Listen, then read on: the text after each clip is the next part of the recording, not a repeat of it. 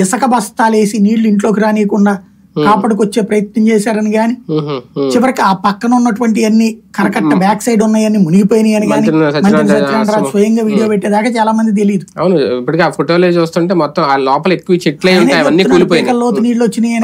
ఆ వెనకాల కట్ట వెనకాల ఉన్న వాటిలో అతి ఎత్తైంది ఆయనదేనట. ఆయనదే, అందరిని తరలించేశారంట కదా, అసలు నుంచి కూడా పంపించేసామని ఆయనే చెప్తున్నాడు కదా. అంటే అదంతా జరిగిందన్న విషయం చర్చకి రానిచ్చారా ఇల్లు?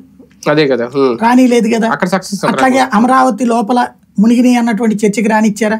ఈవెన్ ఆ వంక పెట్టి 2 రోజుల పాటు కోర్టుకి, వంక కాదు ఆ కారణంతో కోర్టుకి సెలవులు ప్రకటించారు కదా, ప్రకటించమని అడిగారు కదా, కోర్టు ఒప్పుకోలేదు జడ్జి గారు, కాబట్టి నడిచింది. కావాలంటే హైబ్రిడ్ లో మీరు ఇంటి దగ్గర నుంచి రండి అయ్యా అని చెప్పి జడ్జి గారు మాత్రం ఒప్పుకోలేదు. బట్ నీళ్ళైతే ఆ ప్రాంతానికి వచ్చినటువంటి విషయం ఒక్క పేపర్ అయినా రాసింది, ఒక సాక్షి వాళ్ళు రాసుకొచ్చారు. అది కూడా ఫోటోలు తీసే ధైర్యం రాలేదు వాళ్ళకి. 2వ రోజున 3వ రోజున వేశారు ఫోటోలు. వాళ్ళు వేసిన ఫోటోలకు కౌంటర్ గా అబ్బెబ్బే ఏం లేదని వీళ్ళు అంటే బహిరంగంగా నీతి బాహ్యమైన చర్యలకి దిగారు.